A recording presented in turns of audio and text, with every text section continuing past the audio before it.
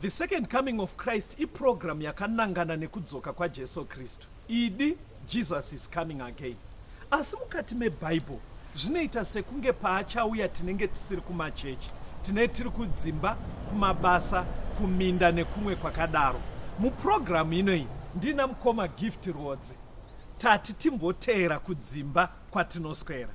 Ichokwadi chiri kutaurwa naCaston Beterai.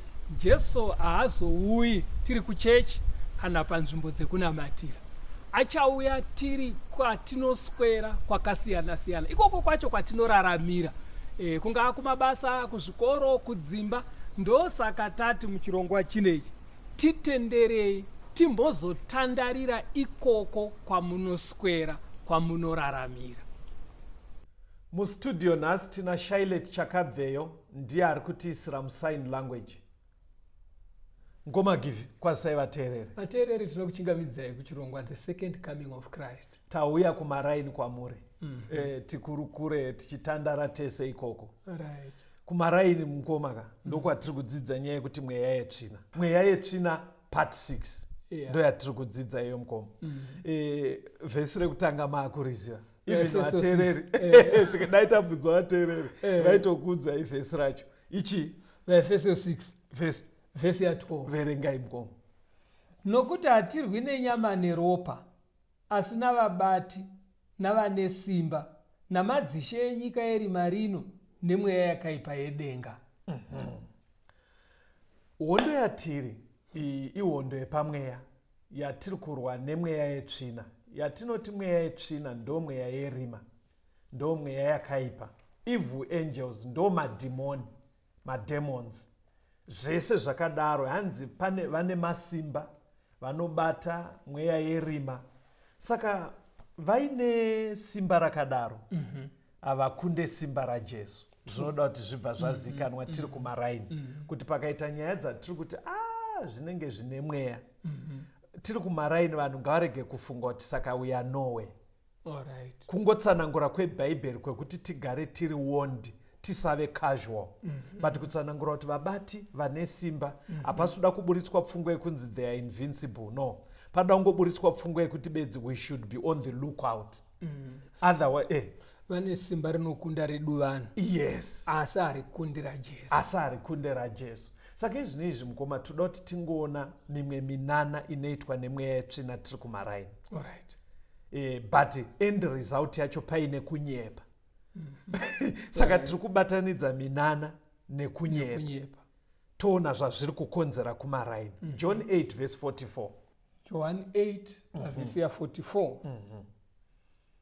Imi muri vababa venyu Diabolos, munoda kuita kuda kwakaipa kwababa venyu. Iye wakanga ari muurayi kubva pakutanga. Haamiri muzvokwadi, nokuti maari hamune zvokwadi. Kana achireva nhema, unoreva zvake, nekuti ndiye wenhema uye baba vadzo. Kana makabata chidzidzo chakapfuura mashure mweya yetsvina part 5, takaburitsa pachena kuti the devil anotaura zvinhu zviri correct, but he doesn't say the truth. Alright. Anotaura zviri correct, but it's not the truth. Kurava kuti anotaura zviri kuitika, asi haisiyo zvokwadi kana tiri mushoko raMwari. Yes. Anotaura zvisingakutungamirire kugadzirisa ukama hwako naMwari. Anotaura zviri correct asi zvichitoita kuti ubve pamberi paMwari. Saka inonzi zvokwadi kana tauya mushoko ndiye inotungamirira munhu kunomuita mutsvene. Toda kutarisa some of superhuman activities emweya yetsvina 2. Okay. Superhuman. Kurava kuti zvinhu zvisingagonekwe nevanhu. Zviberekerwe. Zvinoitwa nemweya yetsvina. Nemasimba. But zvekuti tikasangwarira kuseri kwacho kune kunyepa. Kunotibvisa pana Mwari. Kune kunyengera. But tiri kumaraini. Alright. Toda kuti tidzoke kumaraini. Ngatitenge taona simba rine ngirozi dzaMwari. Ndose musimba rine ngirozi dzaSatani. Okay. Kungoti dzaSatani hadzidi kuchengeta mitemo yaMwari, hadziteerere Mwari. Ngirozi dzaMwari dzinoteerera, but pamasimba dzine masimba akafanana. Pana mabasa 8 verengai verse 39 to 40. Mabasa 8 pavhesi ya 39. Zvino vakati vachibuda mumvura, mweya washe ukabvisa Firipo, muranda akasazomuonazve nokuti akafamba rwendo rwakaachifara. Asi Firipo wakawanika paAzoto, akapota nyika achiparidza evhangeri pamaguta ose kusvikira Kesaria. Minista uya wefinance wekuethiopia, muranda waKandesi, Kandesi ndiye aive mambokadzi wekuethiopia, ari kubva kujerusarema kunonamata. Ari mungoro achienda, Filipi akanzenda pangoro iyo ndobva vadzidza Bible. Saka Mwari aive neshungu dzekuti munhu mukuru akadai asadzokere kuAfrica asati abhabhatidzwa. Saka vadzidza anzwisisa zvikanzi mvura iripoi. Ndinotenda nyaya yese yatadzidza zvikana Filipi kana uchitenda shuwa unofana kubhabhatidzwa. Imboudza ikavateereri, tinovateereri ngoma vari kungonzwa zvidzidzo asi havadi kutora danho rinovaisa mukuponeswa. Right. Imbotaura ipapo ngoma. Mashoko akataurwa naFiripo aya nemuranda waKandasi ndechokwadi. Kana wanzwa chokwadi iwewo kwanyatsonzwa kuti ichi chokwadi china Mwari ichi. Ende wonzwa shungu dzekuda kuchitevera. Kudzidzisa kweBhaibheri ndikokuti enda unobhabhatidzwa. Rubhabhatidzo ruri correct. Rwuya rwatwakadzidza rwuya rwokuenda pamvura zhinji wonyodzwa kamwe chete. And like our ancestor sateteguru wedu iye muranda waKandesi aiuya kuno kuAfrica. Ndo shungu dzina Mwari kuti vanhu vekuAfrica tibhabhatidzwe titende muna Jesu. Nyaya yevhangeri haisiye Africa kunze. Mwari ane shungu nesu. Hanzi abhabhatidzwa mugoma. Vakubuda mvura. Baptism inoda mvura. Vakubuda mvura mugoma. Hanzi Filipi akanyangarika. Mweya wakamubvisa ipapo. Chiri kunzi mweya yapo ingirozi yaMwari.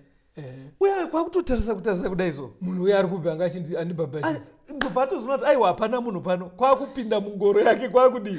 Kwakuenda nerwendo rwakaachifara. Zvekuti munhu ashaikwa akati ameno pamwe ndozviri vanhu vaMwari. Chero ini nyaya yangu yadii yafamba. Hanzi akakondinya nerwendo acho. Kwakuzonzwa maripoti kuti aikazve. Mukomana uya paashaika same day. Akasota. Azotazika, it was a place, a city to the far north kure, more than 500 kilometers away. But ngirozi yakamu transport yemhando yetoiti chimgo. Toti teletransport ingadzichi. Yekungoti nyamu wato 1000 kilometers away. Mashiripiti zvinoitwa nengirozi. Mashiripiti maonere zvimwe zvinoitwa nengirozi. Kunyamura munhu otonzi atokure kwakadaro within a few seconds. Saka izvo mweya yetsvina manje inozvigona kumaraini. Matthew chapter 4 verengai verse 5 to 8. Mateo 4 pavhesi ya5. Yes. Zvino Dhiabhorosi akamuisa muguta dzvene, akamumisa pachiruvu chetemberi. Akati kwaari, kana uri mwanakomana waMwari, uzviwisire pasi, nokuti kwakanyorwa kuchinzi, iye ucharayira vatumwa vake pamusoro pako, pamaoko avo vachakusimudza, kuti urege kugumbusa rutsoka rwako papo. Jesu akati kwaari, kwakanyorwavo, usaidza Ishe Mwari wako. Dhiabhorosi akamuisazve pagomo refu, akamuratidza ushe hwose hwenyika nokubwinya kwawo. Mukoma, handisi kuda kuti vateereri vatibvunze kuti imi live vaitofambidzana here Satani naJesu. Tinozozvidzidza mumwe musi. But panapa pari kunzi Jesu akaendeswa naye pamusoro pebuilding rakareba. Pasina elevator. Pasina kana masteps ekukwira nawo. Zvekuti Satani mweya wetsvina. Amenoti wakangova sei. Ndobva vanzi futi vakakaruka vapa pamusoro pegomo refu. Within a few seconds. Yaimutakura. Yonomugadzika pachiro chetemberi. Saka kakutakura ikako mukoma. Ndokatoda kuti vanhu vazive kuti mweya yetsvina. Ndosaka muchiona kumaraini kune munhu anonzi anofamba nerusero. Maona patikuedza kutaura ka. Wandifungisa kana uchipinda mukaroika uchibva kuHarare. Right. Pakanzi welcome to Karoe. Iyo Karoe kuMashonaland West. Wabva muchinoeka uchienda kuKaribau. Ukapatarisa kana wakuzopfuura nepo. Unoona pachibhakani pacho ipapo. Pane mukamunhu kari kubhururuka kakatsika bhurumu. Okay. Ndo kachibhururuka. Kakanokanzi kamuroi. Karoi kamuroi. But kari kubhururuka nei. Saka masimba iwayayo mweya yetsvina. ndosaka muchiona nyaya dzimwe dzotaurika mumaraini mukoma kuti maenda kunobatsirwa vanhu havachanyanyofarira kuti kung'anga vanenge vachiti vanorapa satani anoda kuti zvigashirikeka but mwari anoramba achiti practice yeung'anga inonyangadza mwari kusotesa mwari. Saka vanhu kana vaendapo unogona kunzwa wacho ari kunzi murapi ng'anga kuti vazukuru mirai ndimhanye kunyanza ndinotora mushonga. Mune muri muchikicheni ka anongoti budei padho mukadongorera munomushaya munosara muchiuchira murimo mukunzwa zvanditaura. After 5 minutes or so obva adzoka otodzwa kuti ukamubvunza anoti ndandiri kunyanza kuMozambique.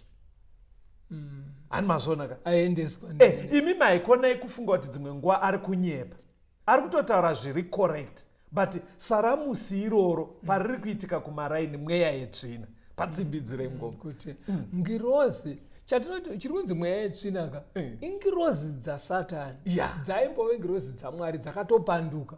Saka simba dzichina riri kunyambura munhu kumumhanyisa nespidi yekuti unopotsa watadza kufema. Onai zvimwe zvinoitwa futi nemweya yetsvina. Luke 22 verse 43.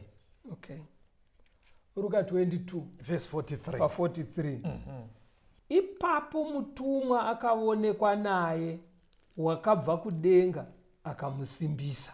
NdiJesu ari muGetsemane achinamata. Kwekunopedzisira kwacho hanzi ngirozi yakatumwa kusvika musimbisa. Right. Ngatichionai achingopedza kusimbiswa nemutumwa uyu. Vaibata Jesu vakabva vasvika vachitungamirwa naJudhasi. Pana John 18 verse 3 to 6. John 18 verse ya 3. Naizvozvo Judhasi akatora boka ravarwi navatariri vaibva kuvaprista vakuru navafarisi, akaendapo nemwenje nemazhenje nezvokurwa nazvo. Zvino Jesu zvaakanga achiziva zvose zvaifanira kumuwira, akabuda akati kwavari, munotsvaka aniko? Vakamupindura vakati, Jesu weNazareta. Jesu akati kwavari, ndini.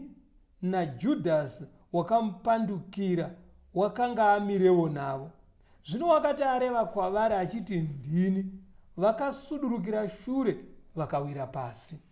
Nyaya iyoyi mukoma vachidonha vachiedza kumusunga. Ndoda kuti tizonzwa rwiyo, but ndoda kuti tizonzwa rwiyo ndambokuverengerai bhuku riri panapa. Rinonzi The Desire of Ages. Bhuku iri ikomendari inotsanangura bhuku raMateo, raMarko, raRuka neraJohn. Life yese yaJesu zvaiitika riya. Bhuku iro rinonzi Desire of Ages ikomendari rakanyorwa nemunhu anonzi Ellen G. White. Munogona kuritsvaga. Ndikuerenga papage 694 ichitsanangura kuti pavakadonha varume avanzi ndini chii chakaitika. Mukaona pane chirungu chakaoma munoisa mushona, but ndaona kunge chakareruka. Iri kuti, standing in advance of his disciples he said, whom seek you? They answered, Jesus of Nazareth. Jesus replied, I am he. As these words were spoken, the angel who had lately ministered to Jesus moved between him and the mob. A divine light illuminated the Savior's face, and a dove-like form overshadowed him. In the presence of this divine glory, the murderous throng could not stand for a moment. They staggered back. Priests, elders, soldiers, and even Judas fell as dead men to the ground. Saka mutumwa angauya kuzomusimbisa ndiye akanomira pakati paJesu neboka iri. Yes. Rina Judas. Right.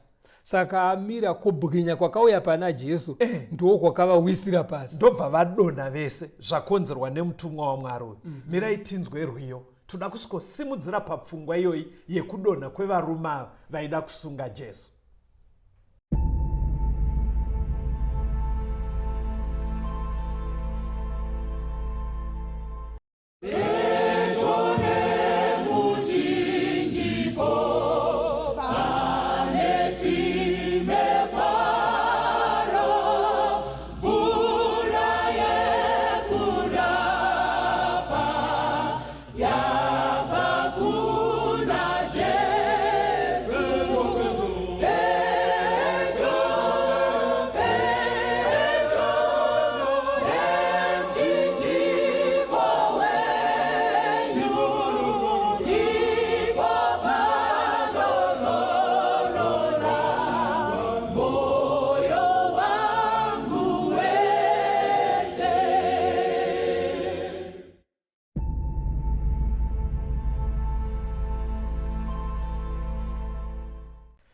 mweya yetsvina part 6 ndo hurukuro yedu. Jesu paanga ari kunamata ngirozi yauya ikamusimbisa, but soon after vaida kumusunga vakabva vapinda. Saka maybe for out of interest yakangoti handingangodzokera. Ndobva yauda kuonawo chii chiri kuitika, because ngirozi kuna Kristu dzinoona mambo wadzo, ndikomanda wadzo. Saka vaya pavakasvika yakada kunge kudzivirira, yakanomira pakati pavo ida kuonawo zvii zviri kuitika, but glori yayo iyoyo yabwinya pana Jesu yakadonedza vanhu. Saka kumaraini mukoma kune vanhu vari kudona. Ndopatiri ipapo vanhu vari kudona mukoma, zvekutoti mumwe mwana wechikoroka anongonzi paanongosvika muklasi bedzi, paanongoona ana nhingi anobva adona. Mumwe anodona yanguva yemaexams. Saka pazviri kuitika kumaraini manje, vanhu havasi kuziva matraps esaya, kuti masaramusi minana iyoyo Satani anoiita, but iine kunyepa. Ndoda kuti muone kunyepa kwacho kwainoita. Anongonzi kubvira paakachinjwa mudhomu maairara anodona. Saka munozva kuti Satani anozva kuti muchakonguluda kuti vamwe vasikana vari mudhomu imomo masatanists. Ameno kana hamusati vambokadzwereka language kunzi dhomu raari iroro rakatoipa, I think chikoro ichocho chinoda kutombonoti tinoita church service. Inenge iri ngori ngirozi mweya wetsvina. Unoita ine way wekungozva kuti ndikaitira kuti adonhere kwakati, muchafunga kuti zvakati. Saka mweya wetsvina unogona kutozizva kuti ndikamudonhedzera kuchechi, muchafunga kuti profeti vane simba. Uri mweya wetsvina uri kungodonhedza. Akadonhedzerwa kumba, muchafunga kuti no. Dzimwe nguva munozva kuti anongoita kuti udonhe panongouya tete pese. Kuitira kuti mubatanidze kurwara kwemwana nekuvepo kwatete. Mweya yetsvina part 6 ngatingwarirei. Mweya yetsvina inozvita. Patoda kupedzisira tiri mukoma, todaidza kupindura nyaya yemaspiritual husbands. Vara iroro harisi mubhaibheri, but ndo zviri kutaurika kumaraini. Vanhu vanenge vachirevei vakati spiritual husband. Zvekuti vanorarwa navo nevanhu vemasaramusi. Yes. Vanouya kuhope, munhu wacho haasi munhu anotobatika. Right. Iye anotozvinzwa kuti pane zviri kuitika. Yes. Then dzimwe nguva inotaurwa nezita iroro, but pane rimwe rekuti ko varume vanoshina vachiita zvimwe chete. Pane vara rinotaurika mumaraini. Zviya zvemubobo. Zvinonzi mubobobo. Saka toda kuedza kuti tione kuti pfungwa yacho yakarerekera kupi. Chii chinenge chichiitika. Endai pana vaKorindo vechipiri chapter 12. Nyatsoerengai verse 1 kusvika paverse 8. 2 vaKorinde 12 kubva paverse 1. Ndinofanira hangu kuzvirumbidza kunyange zvisina kunaka, asi ndichasvika pazviratidzo nezvakazarurwa zvacho. Ndinoziva munhu uri muna Kristu ava makore ane 14 apfuura. Kana zvakaitwa mumuviri kana kunze kwomuviri handizivi, Mwari unoziva. Munhu wakadai wakakwidzwa kudenga rechitatu. Uye ndinoziva munhu wakadai, kana zvakaitwa mumuviri kana kunze kwomuviri handizivi, Mwari unoziva. Kuti wakakwidzwa muparadhiso, akanzwa mashoko asingagoni kutaurwa, asina kutenderwa munhu kuti aareve. Pamusoro pomunhu wakadai ndichazvirumbidza, asi pamusoro pangu handingazvirumbidzi, asi pamusoro poutera hwangu bedzi. Nokuti kana ndichida kuzvirumbidza, handingavi benzi, nokuti ndichareva zvamazvokwadi. Asi ndinorega hangu, kuti kurege kuva nomunhu ungati ndiri mukuru kune zvaakaona kana zvaakanzwa kwandiri. Zvino kuti ini ndirege kunyanya kuzvikudza nokuda kwoukuru kwazvo hwezvandakazarurirwa, ndakapiwa munzwa munyama yangu, nhume yaSatani, andirove kuti ndirege kunyanya kuzvikudza. Pamusoro pechinhu ichi ndakakumbira Ishe zvikuru katatu kuti chibve kwandiri. Right. Paul ari kutsanangura experience yake, ndiye ari kutsanangura zvekuoneswa paradhiso, denga rechitatu. Right. But pandiri kuda mukoma, muri kunzwa here kuti ari kuramba achiti kana zvakaitwa munyama kana mumweya handizive. But chaari shuwa ndechekuti ndakaratidzwa paradhiso. but haasi kuzonda ndanyatsoenda here kuti ndakatakurwa ndikaenda muparadhisi here. Saka muchaona kuti vanhu vanotaura kuti pane munhu anondirara usiku kumba, anogona kutadza kutsanangura kuti munhu chaiye here, kuti ndeinchirota here, but chokwadi chiripo ndechekuti zvine zvaitika. Alright. Apa zvaiitwa nemweya waMwari, ingirozi dzaMwari dzakatakura Pauro. Saka mweya yetsvina inozviita kuti unopinda muexperience iri real, but inogona kutadza kutsanangurika. Pane chatoitika because vanotosangana nazvo ukavabvunza, unotonzwa iti kuseni unotoona pamiri pangu kuti ndaitwa mukadzi. Saka zvine zvatoitika.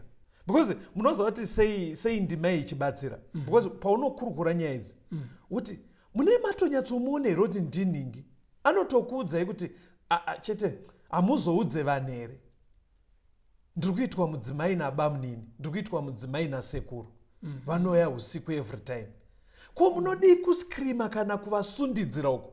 Unonzwa handikwanise kuzviita pastor, hazvikwanike. Woti muri kutaura zvinonyatsoitika here kuti mairota. Inenge itori a real event, hakusi kurota, but haitsanangurika. I mean, ndikustruggle. Zviri kubuda patiri kudzidza kuti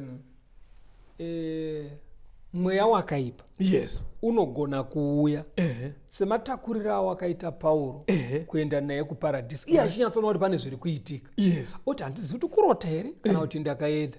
Saka mweya wakaipa unogonawo kuuya kuhope kwamai avo vakarara, potoita zvinoitika. Ivo vanonzwa kuti pane zviri kuitika, asi pamwe pacho vanotadza kuona kuti kurota here kana kuti zvakatoitika. Ari kuzviita mweya wakaipa. Vamwe vaya vanoshinwa vanogona zvakare kushinwa. Mukushinwa kwavo simba rinenge richishanda ndere mweya wakaipa. Vaya vanonzi vanoita zvekushereketa nevakadzi vevanhu, iye ari kwaari. Chiri kuita kuti zvidaro chinokonekta kwaari iye neuyo waari kuita naye mweya wakaipa. Ende takanzwa kuti mweya yakaipa ine simba rekusvikokuratidza pikicha yemunhu. Toda kuuya ipapo ndopandanchiti masaramusa aka akawedzerwa nekunyepa. Pane danger mai, pane danger. But ngazvijeke kuti hanzvadzi yangu kana kuti mainini tete, zviri kuitika kwamuri kana zviri izvo zviri kubuda izvi, mweya yetsvina iri kushanda pamuri. Ndochekutanga choda kubatwa. Endai kuna 1 Samuel kuya mgongo, verse 28, chapter 28, verse 11 ne13 to 14. Samuel wokutanga 28 pavhesi ya11. Zvino mukadzi akati, ndokukwidzira aniko? Akati, ndikwidzire Samuel. Verse 13 na 14. Verse 13. Mambo akati kwaari, usatyako, asi unooneiko? Mukadzi akati kuna Sauro, ndinoona mudzimu unokwira uchibuda panyika. Akati kwaari, wakadiniko? Akati, kuno mutana unokwira akafuka nguo. Sauro akaziva kuti ndiye Samuel. Akakotamira pasi nechiso chake akanamata kwaari. Saka panapa mambo Sauro vakaratidzwa picture yemuprofita Samuel. Haazi Samuel akauya. Samuel anga afa, munhu waMwari. But munhu waMwari iye picture yake iri kun'anga. Saka zvinoita mweya yetsvina pamasaramusi ekuti munhu ari kuitwa mukadzi nemweya yetsvina. Mweya wetsvina iwoyo unogona kukuratidza image inogona kuva iri correct kana yekunyepa. Unogona kutoratidzwa hama yako kana vamwe baba vemumaraini. Handitika? Iwo wotoita shungu kuti asi shuwa here vari kundidarirei. Izvi ipicture yekunyepa yauyiswa, because hazvinganetse Satani kutora picture yababa vemuraini kana yakawisa picture yemuprofita Samuel. Aive muprofita waMwari chaiye, picture yake yakazvuzvurudzwa kuuyiswa kun'anga. Saka Satani haatadze kuzvuzvurudza picture yevamwe baba vemuraini vouya, asi mweya wetsvina unenge uchiita munhu bonde. Patsimbidzirei mukoma ipapa kuti dzimwe nguva anenge aritoriwo munhu ari kushereketawo futi picture yake yo munhu uyu kana chinzi munhu ari kushereketa iye anenge akatogarwawo nemweya wakaipa. Zvekuti ari kumudariso ndi Satani. Kana kuti mweya wakaipa unouya iwo asi wopfeka picture yemunhu uyo kuitira bedzi kuti akudhumanisei muwengane. And effect yazvo kumaraini, remember tiri kumaraini mukoma, Right. mukukurukura kwandinoita nevamwe vanenge vaita confide in me, kazhinji kacho zvine effect kumarriage. Munhu wacho anonzwa ine mweya yetsvina unozonzwa kuti pastor panozoya murume wangu chaiye, ende murume wangu ari kutozviona, marriage yangu yakutoparara, marriage yangu yakutoparara, pastor ndibatsirei. Ende hanzi dzimwe nguva murume wangu pane paanotonditi kwaedza iwe ungochita bonde nani usiku, pastor ndiri kuzeza ndo. Saka muchaona patiri kuti kumaraini payaka hatisi kungonakidzwa nekudzidza nyaya idzika kuti tungoti mamaona Satani zvaanoita zviri kutoisa effect kumaraini. Kune michato iri kuparara mukoma. Waita hako zvidzidzo izvi zviri kuburitsa pachena kuti ari kuzviita mweya yakaipa. Yes. Ende kune vanhu vari kutozviexperience. Yes. Sekusangana kwatinoita navo. Asi nekuda kwenguvaka taakutokumbira kuti paite chimwe chidzidzo chinochibatsira vanhu manje kuti wobuda sei mazviri. But ndoda kusiya ndava paassurance Alright. kuti mweya yetsvina kuuya ichita munhu bonde kana kuti zvemubobobo, murume arukwa achishereketa achidaro, mweya yetsvina inenge yatouya pamunhu yasiyana nepataura Pauro paya. Mazoona kuti Pauro aive nerimwe dambudziko rephysical. Vadzidzi vebhaibheri vanoti ameno zvaita maziso ake, ndowaari kuti ndakapiwa nhume yaSatani, munzwa munyama. Ari kubvuma futi kuti maziso angu kurwadza kwaanoita ndiSatani. Handitika. Saka pane mhando mbiri kuti Satani anogona kukonzera humwe urwere hwekutoti Mwari kana akatarisa anogona kutoona kuti Satani idzenga, ari kufunga kuti uchadai, manje ndoda kukubatsira nedambudziko iroro. But iyi nyaya yekuti unoitwa mukadzi nemweya yetsvina handiyo iri kunzi naPauro ndichagara hangu nedambudziko iroro Mwari azvitendera. Mwari haatendere zvinhu zvakadaro. Patsanurai mukoma kuti pane chinhu chinogona kunamatira munhu asi chatokonzerwa naSatani. Mwari osiya chakadaro, kwete kuti Mwari ane ukama naSatani, but anotosiya chakadaro achiona kuti nedambudziko iri pane benefit kakubatsirika kaunoita kuti uponeswe. Koita chinoitwa naSatani chekuti Mwari haatolerate. Distinction itoda kupa vateereri vedu phone number. Zviri kubuda zvakadai. Satani anogona kukonzera kurwadziwa panyama. Pane chiri kurwadza chaiswa munyama yako naSatani. Ichocho Mwari anogona kutendera kuti ugare nacho.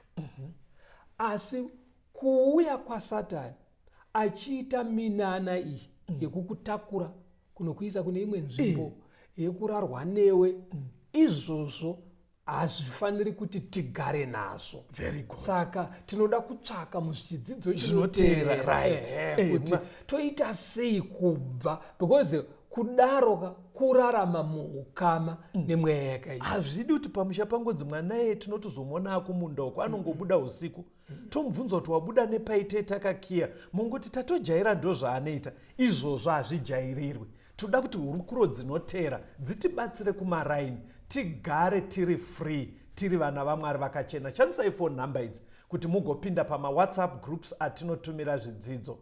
Share nesu even mama experience amuri kusangana nawo ari kuratidza kuti mweya yetsvina iri kubata kumaraini, iri kubata kumhuri dzenyu. Shandisai phone number idzi 0717 091 615 0717 091 615 kana kuti 0775 909095 0775 909095. Ngatisanganei pachirongwa chino, the second coming of Christ.